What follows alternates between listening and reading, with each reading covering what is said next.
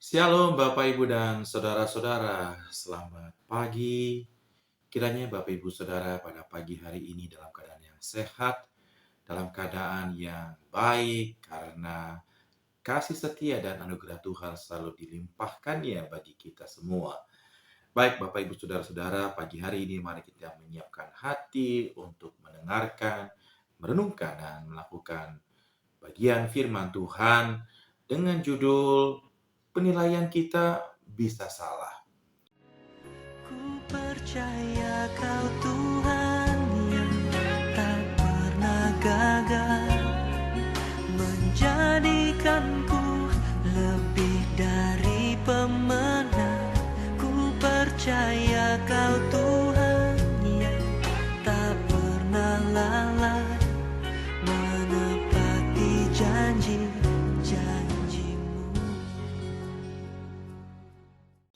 Firman Tuhan dari Kejadian 41 ayat 40 sampai dengan 41. Engkaulah menjadi kuasa atas istanaku, maksudnya kepada Yusuf. Dan kepada perintahmu seluruh rakyatku akan taat. Hanya tahta inilah kelebihanku daripadamu. Selanjutnya, Firaun berkata kepada Yusuf, dengan ini aku melantik engkau menjadi kuasa atas seluruh tanah Mesir. Demikianlah Yusuf menjadi seorang pemimpin di tanah Mesir. Bapak Ibu dan saudara-saudara, sekitar kurang lebih 10 tahun yang lalu, ada seorang yang ada di kelas saya, menjadi murid saya, yang menunjukkan performa atau proses belajar yang biasa-biasa saja. Tidak ada yang menonjol, tidak ada aktif di dalam menjawab, bertanya, berdiskusi, cenderung pasif dan hanya seolah-olah sekedar hadir saja di dalam kelas. Bahkan seringkali menunjukkan sikap yang tidak ada gairah sama sekali di dalam belajar. Dalam pemikiran saya sebagai manusia biasa, saya berpikir bahwa bagaimana anak ini nantinya di masa depannya melihat proses belajar, sikap belajar, motivasi belajar yang dapat dikatakan rendah. Tetapi ternyata setelah kurang lebih 10 tahun siswa ini ada di kelas saya, ternyata siswa ini beberapa tahun yang lalu akhirnya telah menjadi salah satu pemimpin, menjadi anggota dewan, anggota DPRD. Ternyata dia yang dulu saya pikir biasa-biasa saja, sepertinya bahkan tidak ada masa depan, tetapi ternyata akhirnya ia menjadi seorang pemimpin, menjadi anggota DPRD. Bapak Ibu dan saudara-saudara, kita bisa saja salah dalam menilai, dalam memandang seseorang. Demikian jugalah dengan Yusuf. Yusuf dipandang oleh ayahnya, yaitu Yakub, sebagai anak yang baik, anak kesukaannya, anak kesayangannya. Namun, bagi ke-10 saudara-saudaranya, Yusuf adalah seorang pemimpi yang tidak berguna, seorang yang harus dilenyapkan, harus disingkirkan dari muka bumi ini. Dan ketika pada akhirnya bertemu dengan para suku Ismail melihat Yusuf hanya sebagai seorang budak yang bernilai untuk dijual, dijadikan uang pendapatan mereka. Dan kemudian Yusuf bertemu dengan Potifar.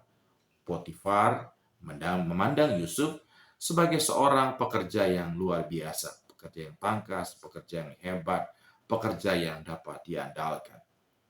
Namun, istri Potifar memandang Yusuf dengan pandangan yang berbeda pula. Istri Potifar memandang Yusuf sebagai seorang yang pasti sangat baik untuk diajak tidur, untuk diajak berselingkuh, atau untuk diajak berzina.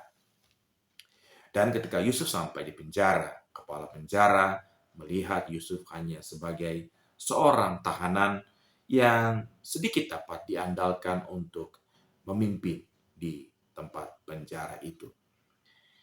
Tetapi ternyata semua pandangan, semua penilaian terhadap Yusuf itu salah. Ternyata Tuhan tidak memandang Yusuf demikian. Yusuf dipandang oleh Tuhan sebagai seorang yang akan menjadi kuasa atas seluruh tanah Mesir. Ayat 41 tadi dari Kejadian 41 berkata, selanjutnya Firaun berkata kepada Yusuf, dengan ini aku melantik engkau menjadi kuasa atas seluruh tanah Mesir. Semua penilaian manusia, semua penilaian orang tentang Yusuf salah besar. Yusuf dinilai oleh Tuhan, dipandang oleh Tuhan, bukanlah seperti semua orang-orang itu memandangnya. Namun Yusuf dipandang Tuhan sebagai seorang yang akan menjadi kuasa atas seluruh tanah Mesir. Bapak, Ibu, dan saudara-saudara, mungkin orang di sekitar kita, orang di lingkungan kita, orang di keluarga kita, atau bahkan orang-orang di tempat kita bekerja, di tempat kita melayani di gereja, memandang kita dengan pandangan atau dengan penilaian A, B, C, D, E. Namun, saudara-saudara, belum tentu itu juga yang adalah pandangan Tuhan atau penilaian Tuhan terhadap kita. Sebab itu, janganlah kita menjadi terfokus atau bakal menjadi terpuruk oleh karena cara orang-orang lain memandang dan menilai kita. Tetapi tetaplah kuat, tetaplah semangat, tetaplah yakin, karena Tuhan pasti memandang kita, menilai kita, sungguh luar biasa, indah rencana dan rancangan Tuhan dalam hidup kita.